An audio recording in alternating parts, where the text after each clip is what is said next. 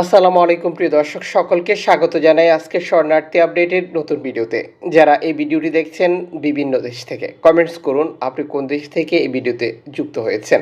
জানিয়ে দিব এই ভিডিওর মাধ্যমে গত 24 ঘন্টার শরণার্থীদের গুরুত্বপূর্ণ সকল তথ্য ইনফরমেশন। চ্যানেলটি সাবস্ক্রাইব করে আমাদের সাথে যুক্ত থাকলে প্রতিদিনের আপডেট তথ্যগুলো প্রতিদিন জানতে পারবেন। ভিডিওটি শেয়ার করে আপনার টাইমলাইনে রেখে দিন যাতে করে অন্য অনেক বাংলাদেশি এই গুরুত্বপূর্ণ তথ্য ইনফরমেশনগুলো জানতে পারে এবং সঠিক ইনফরমেশন বুঝতে পারে। আপনারা জানেন যে প্রতিনিয়তই ভূমধ্যসাগর, এজিয়ান সাগর এবং আটলান্টিক উপকূল পাড়ি দিতে গিয়ে বহু নৌকা নিখোঁজ থাকছে, বহু নৌকার আপনজনকে তাদের প্রিয়জন খুঁজে পাচ্ছে না। এ সকল তথ্য ইনফরমেশনগুলো তাদের জন্য কতটা গুরুত্বপূর্ণ তা আপনি অনুমান করলে বুঝতে পারেন। যারা জীবন এবং জীবিকার সন্ধানে আরও উন্নত একটি ভবিষ্যতের আশায় ভিটে মাঠে বিক্রি করে ধার দেনা করে সুদের উপরে টাকা নিয়ে পাড়ি জমানোর চেষ্টা করছে ইউরোপে যাওয়ার জন্য। প্রতিনিয়তই ভূমধ্যসাগর ব্যবহার করে, এজিয়ান সাগর ব্যবহার করে আটলান্টিক উপকূল পাড়ি দিতে গিয়ে রেকর্ড সংখ্যক অভিবাসী বিপদে পড়ছে, যা এনজিও সংস্থাগুলোর বারবার বিভিন্ন প্রতিবেদনে উঠে আসছে। সর্বশেষ অ্যালামফোন রেডিও টেকনোলজি লিবিয়া থেকে ছেড়ে যাওয়া, যেটি ইতালি যাওয়ার পথে শরণার্থী বিপদে পড়ার নতুন একটি তথ্য প্রকাশ করেছে, যেখানে উঠে এসেছে বেশ কয়েকটি নৌকা বর্তমান বিপদগ্রস্ত অবস্থায় রয়েছে ভূমধ্যসাগরে, যাদেরকে উদ্ধার করার জন্য অ্যালামফোন রেডিও টেকনোলজির প্রচেষ্টা অব্যাহত রয়েছে, যা আন্তর্জাতিক গণমাধ্যম এনজিও সংস্থাগুলোর কাছে সেই তথ্যগুলো দেওয়া হচ্ছে এবং অলাভজনক প্রতিষ্ঠানগুলিকেও দেওয়া হচ্ছে, বেসরকারি কার্গো জাহাজগুলিকেও দেওয়া হচ্ছে। অ্যালামফোন রেডিও টেকনোলজি নিশ্চিত করেছে 27 তারিখ 8:43 আমরা একটি শরণার্থী নৌকা বিপদে পাওয়ার তথ্য পেয়েছিলাম। বিপদে পড়ার পর তারা আমাদের সাথে যোগাযোগ করেছিল, যাদেরকে তথাকথিত লিবিয়ান কোস্টগার্ড আটক করার চেষ্টা করেছিল। একটি বণিক জাহাজ তাদেরকে সহায়তা করছিল। সেই পরিস্থিতিতে লিবিয়ান কোস্টগার্ড এসে তাদের উপরে অনেকটা আক্রমণ চালিয়ে তাদেরকে সেখান থেকে ধরে নিয়ে গেছে বলে আমরা সর্বশেষ এক ইনফরমেশনে জানতে পেরেছি, যা সত্যি দুঃখজনক। এদিকে লেবানন থেকে 117 জন শরণার্থী ইতালিতে পৌঁছানোর একটি নতুন তথ্য প্রকাশ করেছে অ্যালামফোন রেডিও টেকনোলজি, যা সর্বশেষ বার্তায় নিশ্চিত করা হয়েছে।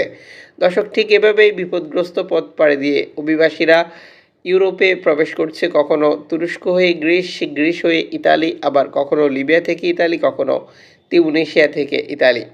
এদিকে পন্টেক্সের উদ্বাস্তুদের বিশ্বাসঘাতকতার আরও একটি নতুন প্রতিবেদন প্রকাশিত হয়েছে সামাজিক যোগাযোগ মাধ্যমে।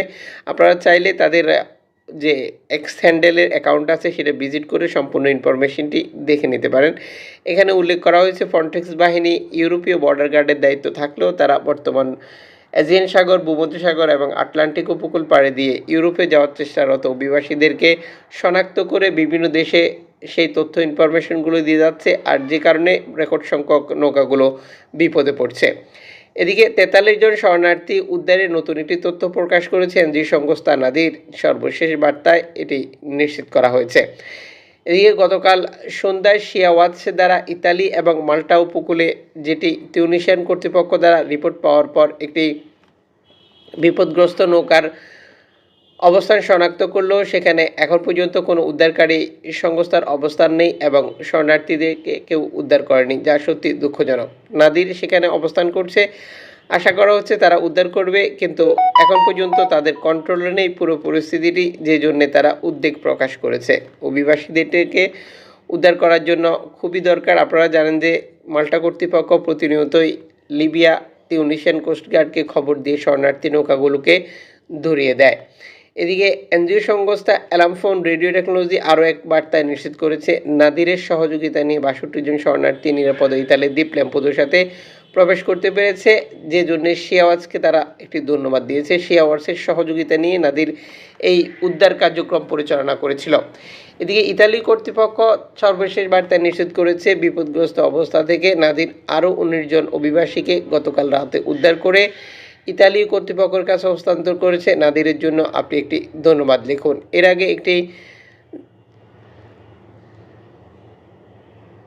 আগে একটি পাইলট বিমান থেকে এই বিপদগ্রস্ত নৌকাটিকে শনাক্ত করেছিল, যাদেরকে নিরাপদে হস্তান্তর করা হয়েছে ইতালি কর্তৃপক্ষের কাছে। এই এনজিও সংস্থাগুলোর জন্য আপনি ধন্যবাদ না লিখে যাবেন না। বর্তমান পরিস্থিতিতে আপনারা অবগত রয়েছেন এনজিও সংস্থাগুলোর কার্যক্রম কতটা গুরুত্বপূর্ণ ভূমধ্যসাগর, এজিয়ান সাগর বা আটলান্টিক উপকূলে। এদিকে সর্বশেষ একটি এনজিও সংস্থার তথ্য মতে ভূমধ্যসাগরে বিপদগ্রস্ত আরও বেশ কয়েকটি নৌকা বর্তমান সমস্যা জর্জরিত অবস্থায় অবস্থান করছে ভূমধ্যসাগরে। এই নৌকাগুলিকে সহযোগিতা করার জন্য বেশ কয়েকটি এনজিও সংস্থা তথ্য প্রকাশ করেছে। এই এনজিও সংস্থাগুলো বর্তমান ভূমধ্যসাগরে কাজ করলেও এই রেকর্ড সংখ্যক শরণার্থীদেরকে টোটাল সহযোগিতা করতে পারছে না, যে কারণে তারা মনে করে যে সেখানে আরও বেশ কয়েকটি এনজিও সংস্থার প্রয়োজন রয়েছে। জিও ব্রান্ডস কর্তৃপক্ষ ভূমধ্যসাগর থেকে শরণার্থী উদ্ধার করেছিল এবং শরণার্থী উদ্ধার করার পর ইতালি কর্তৃপক্ষ জিও ব্রান্ডসকে অভিযুক্ত করেছে বেশ কয়েকটি নৌকা উদ্ধারের অভিযোগে, আর তাদের বিরুদ্ধে 60 দিন, তার মানে 2 মাসের জন্য আটকে দিয়েছে, যা সত্যি দুঃখজনক। ইউরোপীয় ইউনিয়নের বিভিন্ন দেশের অর্থায়নে পরিচালিত জিও ব্রান্ডস কর্তৃপক্ষ সর্বশেষ বার্তায় এই প্রতিবেদনটি উল্লেখ করেছে, যেখানে তারা ইতালীয় কর্তৃপক্ষের এই সিদ্ধান্তের বিরুদ্ধে প্রতিবাদ জানিয়েছে এবং এটি প্রত্যাহার করার আহ্বান জানিয়েছে।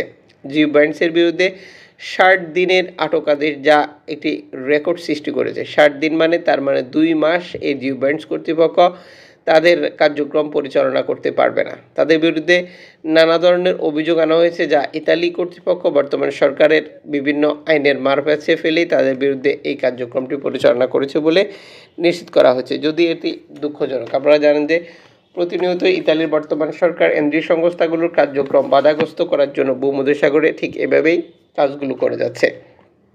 এদিকে গতকাল স্পেনে প্রবেশ করার সময় একটি নৌকাকে স্প্যানিশ কোস্টগার্ড দ্বারা ডুবিয়ে দেওয়ার চেষ্টা, যেটি সামাজিক যোগাযোগ মাধ্যমে ভাইরাল হয়েছে। মরক্কোর উপকূল, যেটি মেলিলা অতিক্রম করে একটি স্পিডবোট স্পেনে প্রবেশ করার সময় সেই স্পিডবোটটিকে স্প্যানিশ কোস্টগার্ড তাড়া করে এবং এক পর্যায়ে সেই স্পিডবোটটিকে ডুবিয়ে দেয়। সেটি সত্যি দুঃখজনক। তবে এখন পর্যন্ত নিশ্চিত করা হয়নি যে কতজন অভিবাসী ছিল বা কতজনের মৃত্যু হয়েছে। ঠিক এভাবেই মরক্কো থেকে স্পেন যাওয়ার পথে শরণার্থী নৌকাগুলোকে বাধা দিচ্ছে স্প্যানিশ কর্তৃপক্ষ, যা প্রতিনিয়তই আপনারা দেখতে পাচ্ছেন বা আমরা আপনাদেরকে জানাচ্ছি।